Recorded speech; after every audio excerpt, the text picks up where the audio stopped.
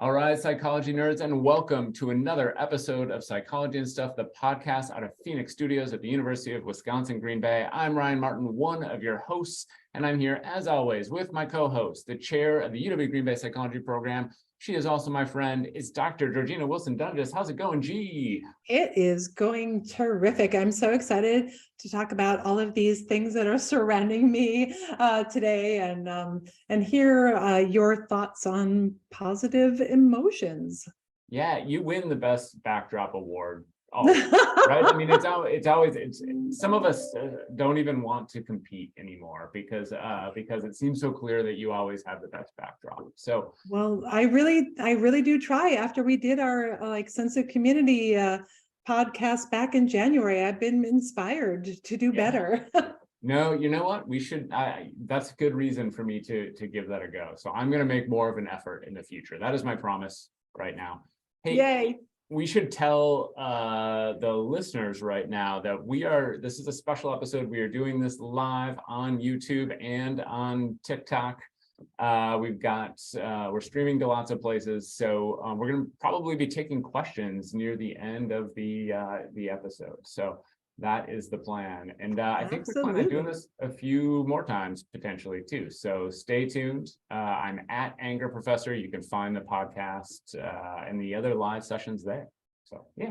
That is very exciting. Well, just like last episode where you got to introduce me, I am super excited to have you as our emotion expert today. And so I'm going to give you a proper introduction, even though it seems kind of funny for us to introduce ourselves to each other, but I think that it merits it for this episode. And so our special guest today is actually our co-host, Dr. Ryan Martin.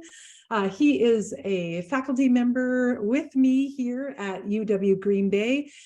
He has a PhD in counseling psychology from the University of Southern Mississippi, which I've never actually said because you never call it that. You call it I call it either Southern or Southern Miss. Yes. Yeah. And so I never actually said its full title. It's sort of like it's in trouble, like University of Southern Mississippi, you get down here right now. But that's a sidebar. I will continue.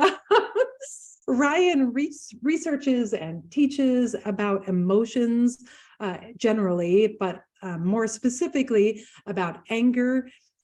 He teaches courses in psychopathology and the psychology of emotion.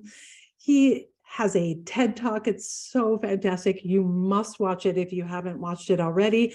It's titled Why We Get Mad. And he has also authored a book by that same title. And I'm so excited to maybe announce for the first time on our podcast that his next book, which is titled How to Deal with Angry People, comes out in May, but you can actually pre-order it already. So we have as our special guest today, my friend and colleague, Dr. Ryan Martin. So yay! Oh, thank you so much, G. I appreciate all of that. I want to say, so the president of Southern Miss, or the University of Southern Mississippi, used to always say at the end of every time he talked, he would say, "To the top," and he would point. So in my head, I hear "to the top" every time someone says the name of the institution. Wow. Well, there you go. I'm not sure what that means, but to the top it is. Yeah. No, it's a long name. So I just call it Southern, which is what people called it there, because there's three big state schools and one of them is Southern. But yeah, and then I call it Southern Miss. So yeah, you're right. I don't very cool. Very often. Well, I'm so excited. Today we are talking about positive emotions, and I'm excited because I think that I am like most people that I have misunderstood positive emotions and what positive means in the positive emotions thing. And so I'm really excited to hear some things that you have to say. I know that you've kind of boiled it down to 5 things, maybe there's so much more that we could know, but I'm wondering if maybe you could start us off by talking a little bit about why positive emotions are considered positive emotions, and talk a little bit about that. Yeah, I mean, it really, I think that if you were to ask most people, what emotions are positive and which ones are quote unquote negative, what we would hear is a lot of people would say, well, in the positive category are things like happiness and excitement and contentment and love and maybe curiosity and things like that. And then if you were to ask them what are some of the negative emotions that are out there, they would point to things like anger, for instance, maybe sadness, fear, embarrassment, shame, things like that. And I think that what I'm getting at, and why the title of this episode, why we put positive in quotes, is because we tend to define what is positive and what is negative based on how they make us feel, and not necessarily what they do for us. And so this is one of the, I've kind of, as you said, I've lumped this into like 5 things you should know about emotions. This is the first one, is we do tend to consider things either positive or negative, not based on their importance in our lives or what they do for us, but just based on how they make us feel. And this is important to me. So I take an evolutionary perspective to understanding emotion.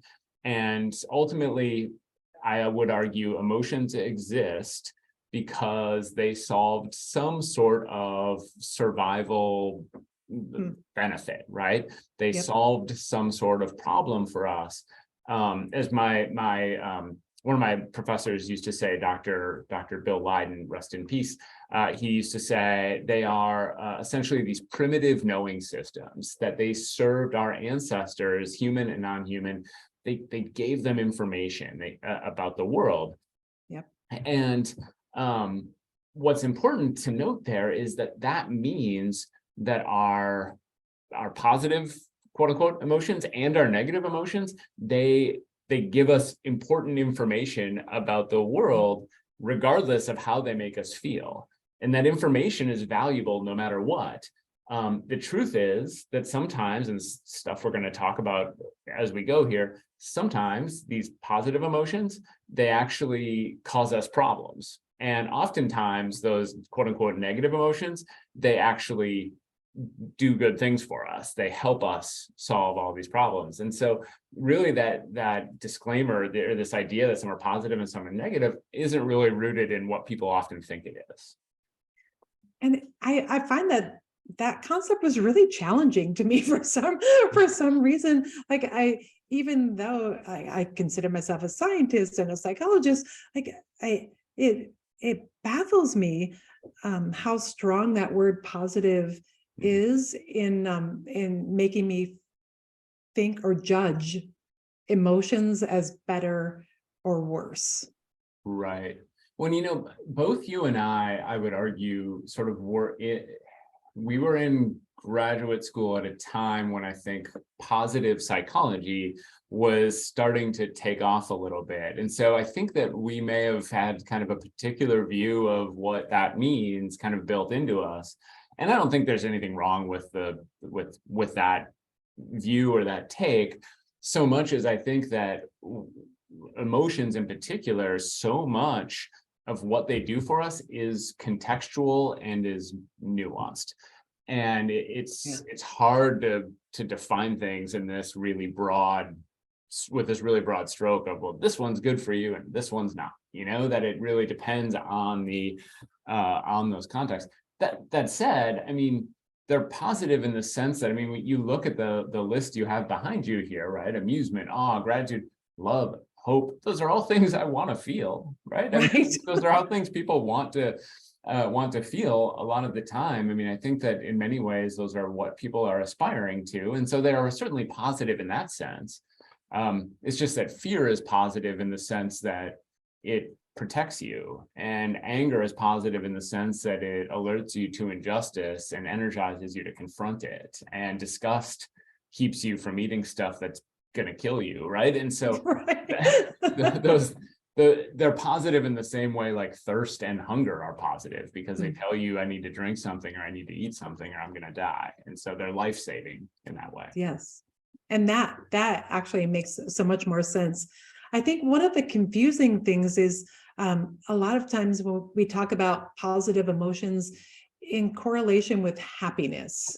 Mhm. And I I think that you have some thoughts about like happiness and how that maybe is a root for some of the things that are really baffling about positive emotions and happiness. So can you tell us a little bit about happiness? Yep. Yeah. So one of the big problems and so I discovered this as I was starting to teach the psych of emotion course that you mentioned in the Yep. intro, which I've been teaching honestly probably 12-ish years now. It's Yeah. been a while, maybe longer. But as I was teaching it, I realized as I was doing research on happiness that we tend to define it in two ways.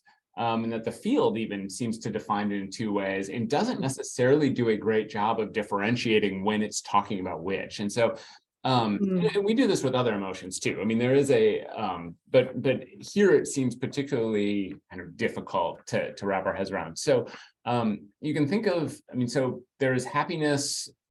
One way we define happiness is as an emotion. And in that case, we're talking about like intense pleasure in response to some sort of particular event, right? And it's temporary. It results from a whole bunch of different types of things. So, Georgina, what are some things that make you happy in that way? Walking out in nature, Yes. spending time with my family, things Yep. like that. Yeah. And so for me, it might be, playing a game with my family, watching my kids do their sports or dance or whatever, right? These things that make me feel a certain way in that moment. Yes. And it's transient, right? It's short-lived. Yeah. Much like fear and anger are kind of short-lived, right? You feel afraid and then you remove that stimuli that caused it, and then that fear dissipates. Same thing happens with happiness, right? So I can be happy watching the basketball game and then, sad or frustrated in the car on the way home because we're stuck in traffic or whatever, Right. right? But then there's the other way we define happiness, which is like overall life satisfaction. And I think this is used much more often than happiness as an emotion, especially in the research. And this is a question of, I mean, when you ask someone, are you happy? Usually you're not saying like right now in this moment, are you happy? You're usually asking, are you satisfied with your life? Do you like what you're doing and who you Yeah. are with and the world how you exist in the world? And that's not an emotion. That's I mean, it's a collection of emotions in some ways, but it's also a collection of life experiences and accomplishments. And I think it's important to note that isn't just the sum total of how often you feel the emotion of happiness. It's more of a world view and more of an outlook on kind of where you're at. Yeah. I was just thinking about that book, like 10% happier, like, Mhm. and uh, that's not talking about the emotion. I, It's not like I I want doubt to it. feel 10% happier, like the emotion in every day, right? I doubt it. Most of the work out there on happiness, especially self-help type books, which Mhm. I'm actually not familiar with that book, so I don't know if that's what Yeah. it is, but that kind of book is focusing more on overall life satisfaction. It's like, how can you be a happier person, but not sort of experience day-to-day happiness? There is some really interesting research on that, on like how to Yeah. experience happiness, the emotion, more often. Hmm. But and then there's also research out there on how to be more satisfied with your life. Actually, one of the things I do in my class is I just to cut down on this confusion, I just tell them we're going to call happiness joy, right? The emotion we're going to call joy, and There then we go. yep, and then happiness, overall life satisfaction is we're just going to call that happiness. Yeah. Because of that confusion. And and the research on like what makes people happy life satisfaction wise is actually really fascinating and really important. I mean, there's tons there. I understand why people care more about that in some ways than just the emotion. I think it's what's more important to me is that people understand the difference. Right. Absolutely, especially if happiness or joy, the emotion is a fleeting thing. But still, I want to feel it though. Mhm. Yeah. And are there benefits from even a fleeting amount of happiness? Yeah, I mean, I suspect that it would be there would be correlations between how often people feel the emotion of happiness and how satisfied they are with their life. But it's just also we know that you know, people who tend to be angry and maybe have like an angrier personality can also experience happiness very often, right? And so we know that there's overlap. It's a nice little Venn diagram of that sort of thing. So can you tell us a little bit, you alluded to previously, that maybe positive emotions aren't like 100% positive in their outcomes or something Yep. like that. Can you tell us a little bit more about what you were alluding to there? Yeah, so this is another thing that's really important about emotions. I think um, one of the third thing I would say that I feel like is really critical for people to understand about positive emotions is that they are correlated. Happiness, we'll just go with that, right? Overall life satisfaction, we're going to talk about for a moment. It is correlated with all sorts of positive outcomes, right? So it's correlated with positive health outcomes, it's correlated with financial success, it's correlated with satisfaction with work, higher self-esteem, all of those things. And one of the big questions then is, well, what's causing what? I mean, maybe you're happy because all those things are going right for you, and if you take those things away, then you'll be sad. Um, the but then the flip side can also be true, and actually this is what some scholars have found. In fact, there's this really great article.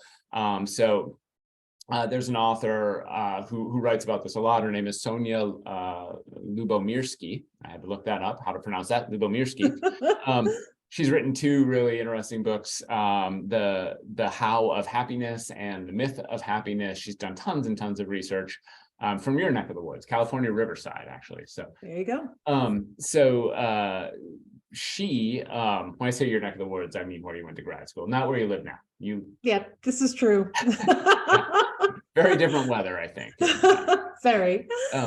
But one of the things that they found in that research is what they refer to as reciprocal causality, that like those positive outcomes cause overall life satisfaction, but then overall life satisfaction causes those things.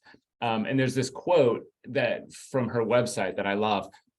She said, "My students and I have found that truly happy individuals construe life events and daily situations in ways that seem to maintain their happiness, while unhappy individuals construe experiences in ways that seem to reinforce unhappiness." And so she argues that that her research has essentially found that people are that outlook is what's really driving a lot of this, that your day-to-day life is predicted by and your happiness is predicted by outlook. And it sounds like rose-colored glasses kind of thing, but what you're saying is that there's some evidence that that having more happiness actually does give you rose-colored glasses, Yeah, in some way. Well, it's funny. I was like 20 years ago, before I came to UW Green Bay, I was interviewing for a job, and the person who was interviewing me, I think was the dean or something, and they were doing tons of construction, and you could hear hammering, like you would not believe. It was just, and it was super annoying, if I'm being honest. And I was thinking during the interview, I was thinking, that is, I mean, I can't imagine this being just outside my office while all day long. And so I said at one point, as we were wrapping up, I just sort of made a joke about like, well, yeah, I hope this comes to an end soon or something like that. And she looked at me and she said, it's the sound of progress. And so it was a nice kind of, I mean, a little bit of shaming.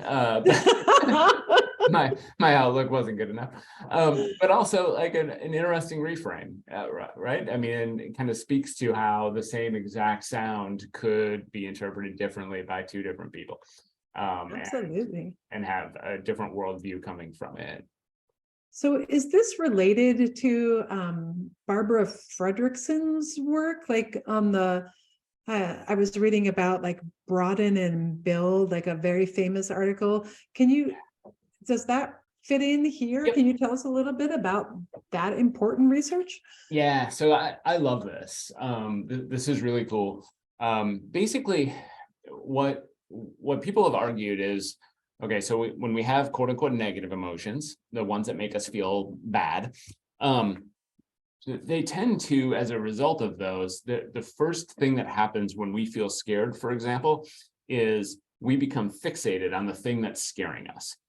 Everything else becomes unimportant to us. And so it's part of, I mean, and that makes, of course, makes sense, right? That is a threat. Right. We should be focused on this. It's like the time, it's so funny. People had warned me about this, that this could happen. So I was in a car accident, like, again, 30 years ago, probably. And everybody was fine. We were good. Car that I hit, I rear-ended, had driven off, all that solved. And I was so distracted by everything that I stepped right into traffic, and another car had to slam on the brakes to keep from hitting me, right? So it was one of these things, and it's because like in those moments, we become so fixated on the thing we're dealing with that we lose sight of all these other things. And I had honestly been warned at one point, hey, you'll be so distracted that you will, that Right. that's not going to happen.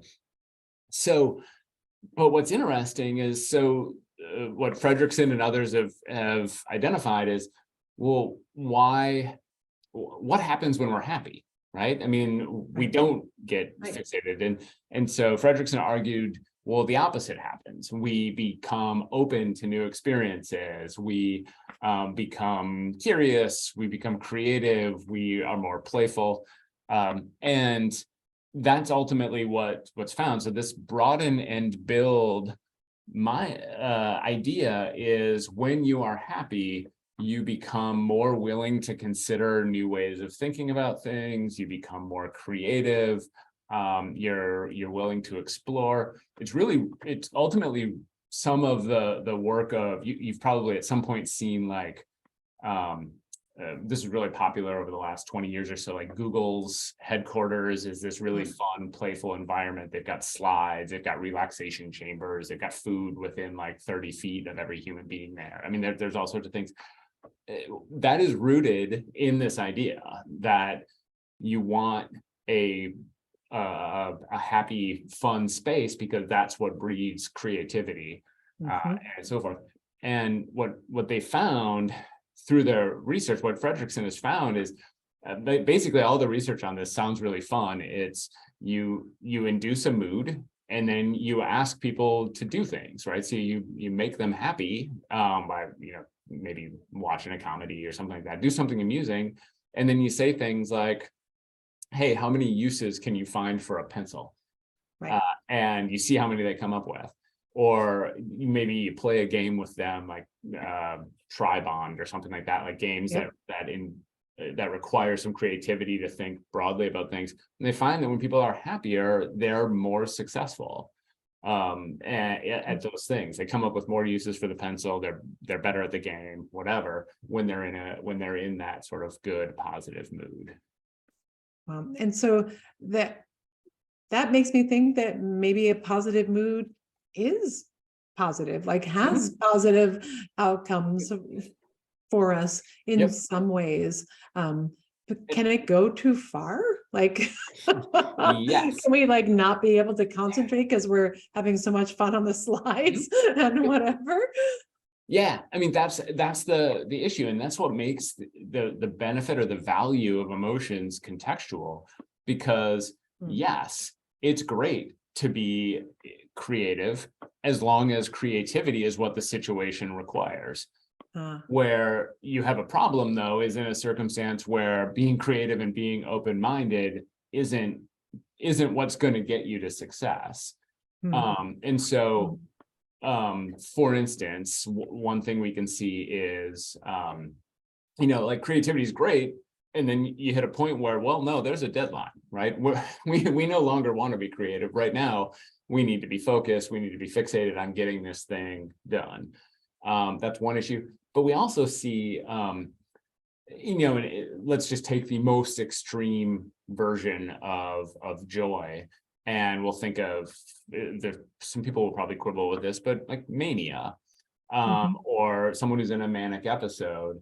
Yeah. That is someone who is feeling so on top of the world that they fail to see the consequences of some of the actions. They engage in risky behavior or reckless behavior because it feels like nothing can kind of stop them, right? And that we have evidence of people who are, subtracting the mania piece and just saying people who are really happy, they make more risky decisions because they're not as able to see those potential consequences. And so, yeah, happiness is great.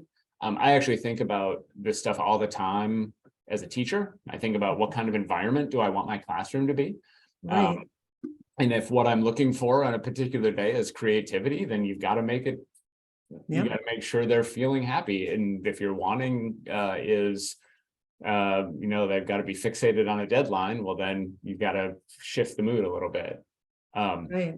Yeah. I wonder if this is related to that term toxic positivity, which I don't know much about, but like, is that related? Like, is that part of being where positivity turns toxic? Yep. I think it can be. I think there's probably a couple reasons for toxic positivity, but usually toxic positivity, oftentimes, I think when people talk about it, they're thinking of, or it seems to occur in relationships or social interactions, right? Where it's, you come to me and you tell me that, hey, something bad has happened, and I swoop in with, everything's going to be just fine, Georjeanna, don't worry about it, right? We're gonna fight through this, and it ends up feeling really minimizing to the person. And might not even be honest, right? I mean, you might be really dealing with a problem and I'm not just blowing it off, but I'm also like failing to solve it or help you solve it. Right. I think toxic positivity seems to come from two places. One is that sort of such a positive outlook, that one is that happiness piece. So you're just such a happy person that you sort of feel like things are going to work out in ways that could actually be bad. The other is, I think, maybe some social immaturity that, you just, and it's rooted, honestly, it probably comes from a good place, which is, I don't want my friend to be sad. So I'm going to try and help them not be sad. And so there's a little bit of emotional immaturity there, and you don't necessarily realize that you're minimizing their feelings in that moment, or that maybe this is something they should be sad about, or whatever. Absolutely.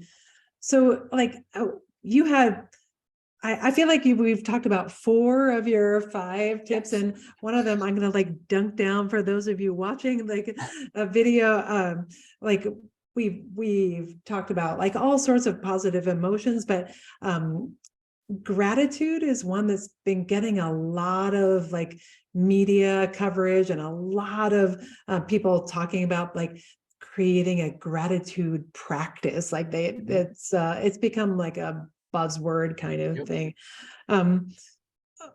What about gratitude? What do we have to say about that? And maybe there's questions are there questions?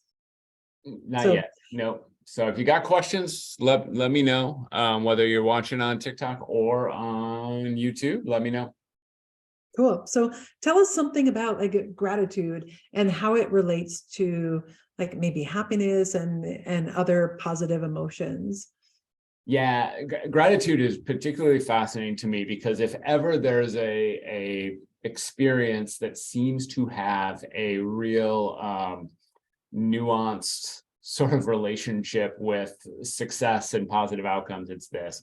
There is no denying that gratitude is good for us if we want to feel happy, right? There's tons and tons of evidence of that. And I think a lot of that media buzziness that you were talking about is really rooted in some good research that says if you want to be happier, have a gratitude practice, right? Wake up every morning and first thing you do is come up with the 5 things that you're thankful for, or at the end of every day, take a couple minutes to write down the things that went well that you're grateful for, to do that every day. And all of that makes sense. There's actually some research more recently that I was really interested in, because for a long time, people have talked about, hey, if you're really mad at someone, write an angry letter, and then but don't send it. Right? Just don't share it with them. Just write it, get it out, and whatever. And the success of that is actually a little bit mixed, and sometimes it just isn't there at all as a good approach to dealing with anger. But more recently, there was an article that came out that said writing a grateful letter and then sharing it with the specific person you are grateful for does a lot for you, right? That it actually, that even more than not sharing it or sharing it publicly for the whole world, that sharing it with just the specific person that you are grateful for has the most benefit. So in that sense, Georjeanna, you're going to be getting a letter from me soon. I'm so excited. So, and I actually sent you a gratitude email just last night. It was my birthday, and although maybe you might have forgotten just for a few moments. I failed early on, but blamed it on your to-do list, like debacle. But it was very kind. I got to celebrate my birthday at work, and it was lovely. And I practiced some gratitude there as well. So yeah. I feel like we should tell people that I remembered in the morning. It was actually, I felt like I couldn't message you yet because I was worried it was too early, which is weird because I know you get up really early. Yeah. But then but when I saw you and actually was interacting with you, I forgot. You reminded me. I felt terrible. So I ran around campus and just purchased gifts for you from random people and brought them back. Yes, it worked out really to my favor. Was that muffin delicious? Because it looked delicious. It was delicious. Okay, good. And I got like chocolate bars, and it was pretty fantastic. Excellent. Well, good. Well, but so here's the interesting thing to get back to the grateful piece. Yep. The interesting thing about it is that for yes, gratefulness is good and makes us feel better or happier, but it also seems to facilitate obedience. And so there's a study in 2021 came out, Tong and colleagues, it is in the Journal of Emotion, Gratitude Facilitates Obedience, New Evidence for Social Alignment Perspective. Basically, they did a bunch of research where emotion research is always really fun because you induce the mood in the lab, essentially, a lot of the time. And they using gratefulness practices like we've described, they would induce gratefulness, and then what they would find is that in those moments when people were feeling grateful, they were less likely to kind of rock the boat. They were more obedient, and they were more likely to do essentially what was asked of them in these particular situations. And the idea is that when you are grateful, you realize that you have a lot to lose. And so because you realize you have a lot to lose, you're less likely to shake things up, and you're less likely to challenge authority and so on. And so the true cynic out there in me sort of feels like maybe all this focus on gratefulness that we're seeing from the media is an attempt to keep people sort of content with the status quo, even though the status quo isn't always working out so well for people.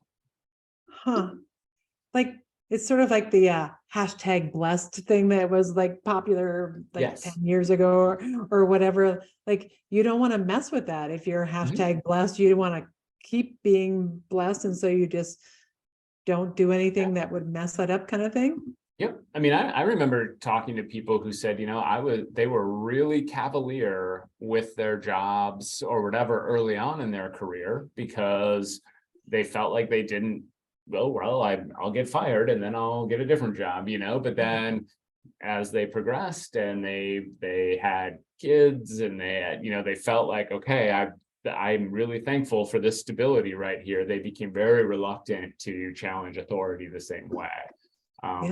And that, I mean, I think ultimately it's that gratitude maybe decreases some of the riskiness or the desire for riskiness, which maybe is good sometimes, but also potentially has consequences if you're willing to accept, unfair practices and so on. Interesting. Well, I think we're almost out of time unless there are any questions that you wanted to take from the chats. We do not currently have any questions in the chat, so I think we might be done. Well, tell us like a wrap up, anything like anything that you didn't get a chance to talk about that you really think is important or surrounding these. Yeah. Honestly, I think what I would say, the most important thing for me, and something that I will admit oftentimes maybe makes people a little uncomfortable, is the need for nuance when we think about the emotions in our life. I got a great question the other day on Instagram in response to a video I posted about affective forecasting, right? Your ability to predict your emotions in a future situation. And she said, doesn't all of this focus on emotion, don't you run the risk of being like self-centered, right? I mean, if you're so fixated on it, and I think there's some real truth to that. I mean, I absolutely hear that possibility. The flip side is I think you can be there for other people in a better, more effective way when you're in touch with how you're feeling in a particular moment. And so that's what I mean about the need for nuance, that there's never going to be a single thing you should do or a single thing you should feel in a particular moment that is always, or I mean, there will be in a particular moment, but not across moments. And I think that when it comes to emotions, whether we're talking about positive ones, whether we're talking about negative emotions, whatever feeling state, I think what is probably the most valuable thing to do is to think about what they mean within the context of your life and what you should do about them. And, if that's anger, what are you angry about? And what should you do with it? And if that's happiness, what are you happy about? And, is it something you want to sustain? Is it something you want to let go? Is it something that could be informing your decisions in other ways? You got to think about what all that means. Absolutely. And I think that for me, like carrying away from this episode is really to not be dichotomous in the way of thinking about emotions, like none of them are like good or bad, like not being judgmental about them, I guess, or something like that. I love that. That's a great way of putting it. Like don't try not to judge them, experience them, think about what they mean, and think about what to do next. Absolutely. Very good. Been great. I love this episode. I learned so much. So thank you so much for sharing your expertise in this area. Even though like you mostly dwell in the negative emotions that I put in air quotes, I appreciated the perspective on positive emotions as well. Yeah, this has been really fun. Thank you so much for taking the time to do this with me and to talk with me about it. Let's see. So people should check us out. It's at Psych and Stuff on Twitter, Facebook, and Instagram. Georjeanna, where can they find you? At GeorJeannawd. Excellent. And I am at Anger Professor, and you can find me on Twitter, Facebook, Instagram, and TikTok, and YouTube for that matter. Those are good places for you to ask questions, request topics for episodes, all sorts of things. Psychology and Stuff is a production of Phoenix Studios at the University of Wisconsin, Green Bay. The executive producer is me, Ryan Martin, and the production manager is Rachel Scray. Our audio production coordinator is Bill Salick, and our graphic designer is Kimberly Vlies. If you haven't already, please make sure to rate, review, and subscribe to us on your favorite podcast platform. You can also head over to our website, uwgb.edu/podcast, to check out past episodes of this and all our shows. I'm your host, Ryan Martin, and I'm here with my co-host, Georjeanna Wilson-Dunges. Keep being amazing. All right, I'm going to turn